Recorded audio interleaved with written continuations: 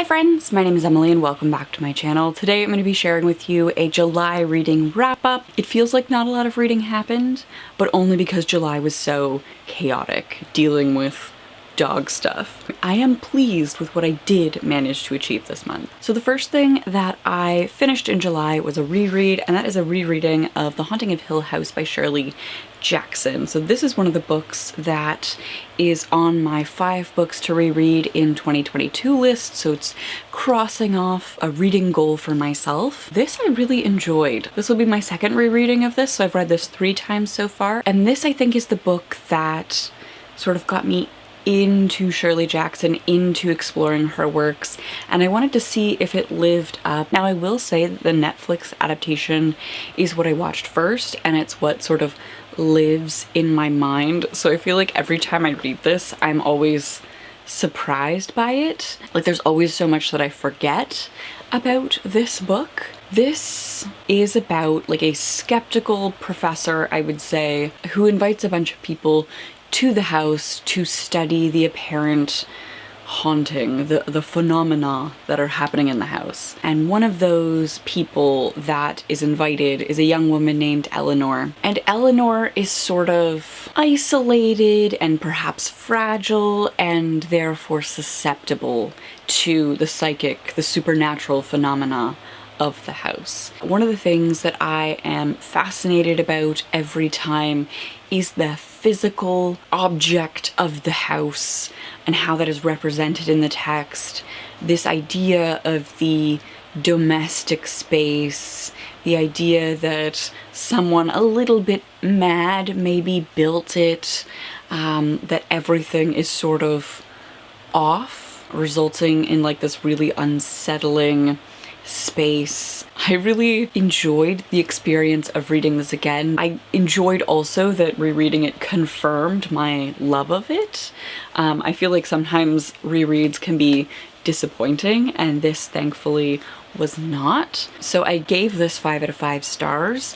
I finished it on July 6th. This was a reread, obviously. Maybe this isn't a summer read. This definitely feels like an autumn read, like when you're curled up and cozy. But if you are looking for, I would say like a quiet, subtle horror, and like the haunted house is part of this, but I think what's also horrific is like the slow descent into madness that you end up bearing witness to here. So if that's your jam, I would recommend this. I don't think it's been overhyped. The next book is also from my reread TBR. So one of the books that I really wanted to reread because it came along at a perfect time in my life, I needed this, was The Smoke That's in Your Eyes by Caitlin Doughty. So Caitlin Doughty is a death positive mortician here on YouTube.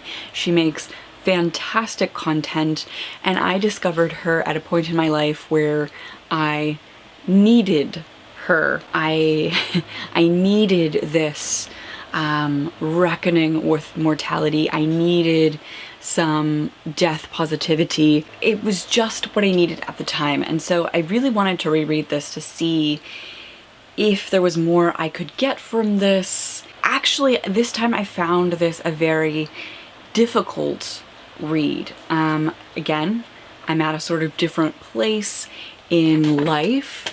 There are different things going on, and what I found really helpful about it the first time, I found really difficult to deal with this time around. So this is a memoir. It's giving us all a look into like North American death practices, but it's also Doughty's personal journey coming into the death industry, starting out in a crematorium, coming from a historical academic background and moving into like physically working with dead bodies. What I found really comforting about it the first time, reckoning with my own mortality, I found deeply difficult to reckon with this time, grappling with the mortality of those around me 5 years later. This I actually switched from the physical book to the audiobook, which Doughty narrates, and I found that more palatable to consume because you can hear the tone of voice that she's using. Whereas when I was reading this, I found myself started giving this like the most sad, grave voice, and switching to Doughty's narration of the audiobook allowed me to see some of the beauty that she was seeing in these moments. I did find that helpful this time. So that doesn't change my rating. I do still think this is a 5-star read. I finished this on July 14th. It was a reread. I don't know, I feel like at some point we all need to read something like this and come to reckon with our own mortality, the mortality of those around us, thinking about what we want from our lives and what we want done with our bodies when we die. I do think this is sort of reading for everyone at some point in their life. I would recommend picking up this. Then I read Grown by Tiffany D. Jackson.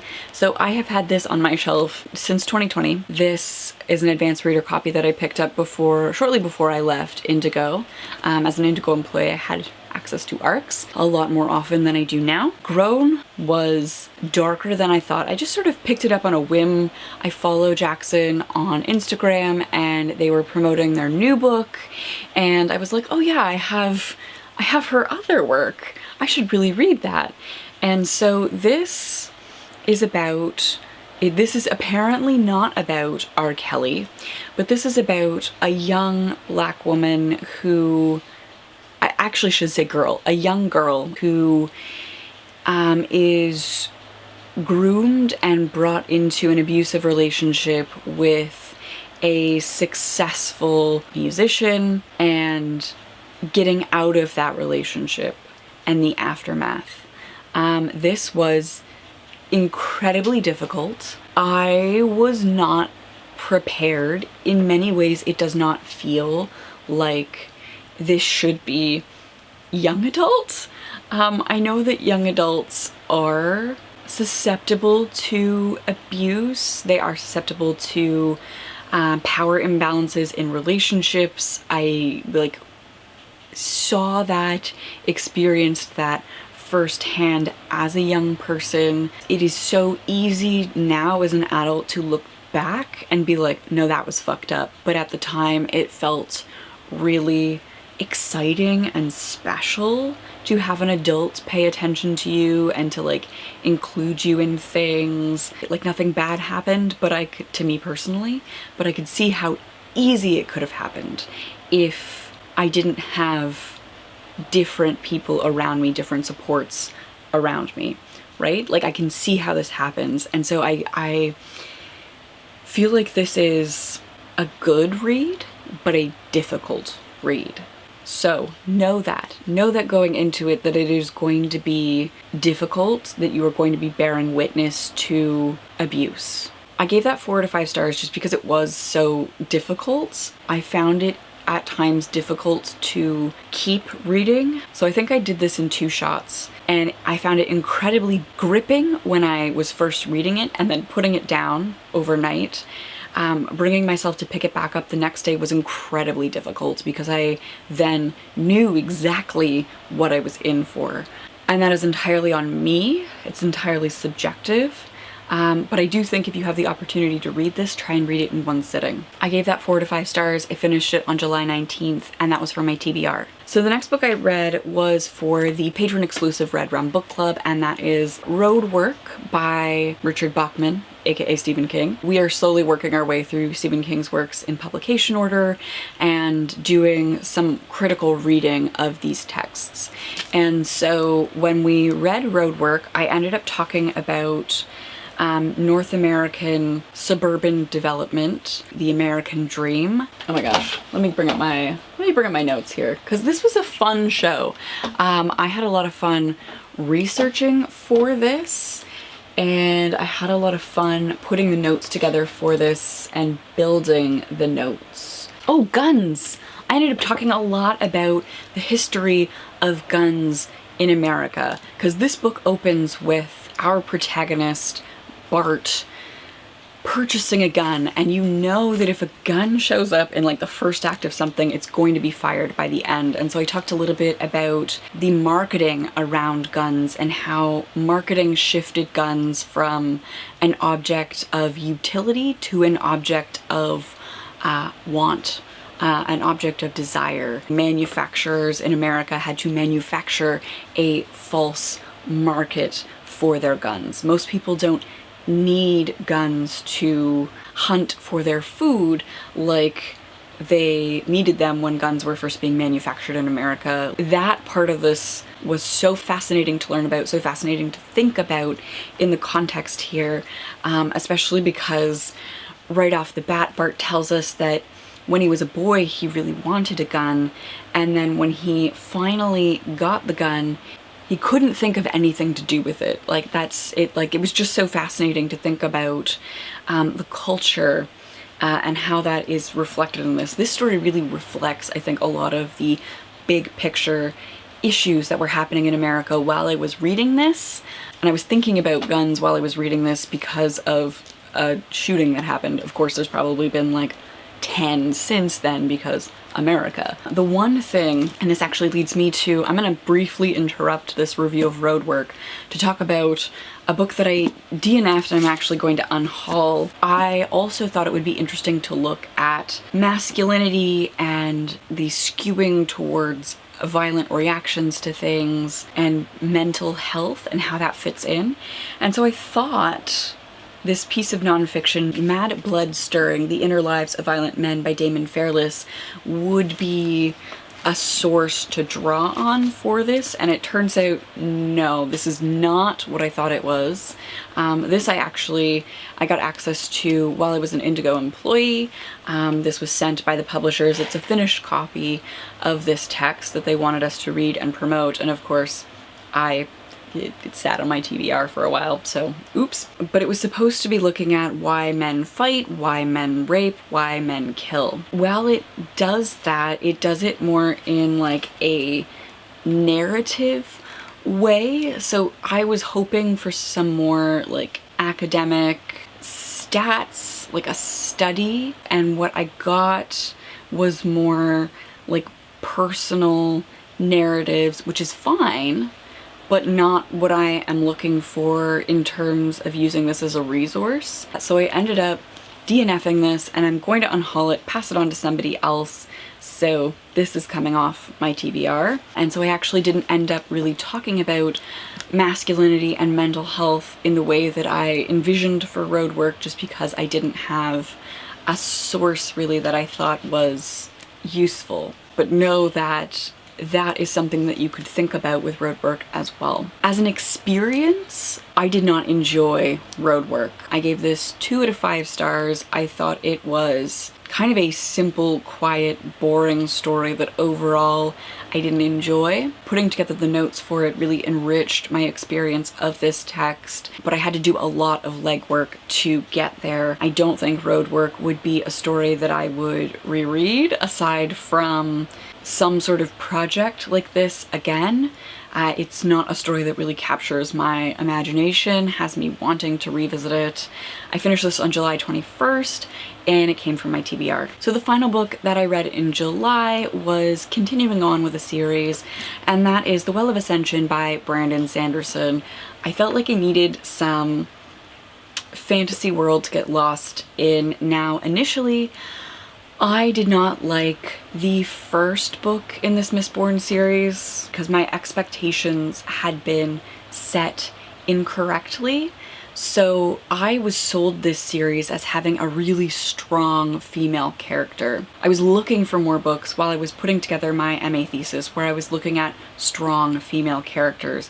Now, what I meant and what is sort of unspoken there is I was looking for strongly written female characters. Characters that were nuanced and dynamic and complicated.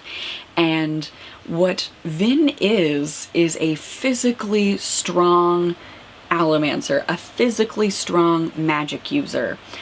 She is one of the most god-awful female characters I have encountered in fantasy literature in a long time.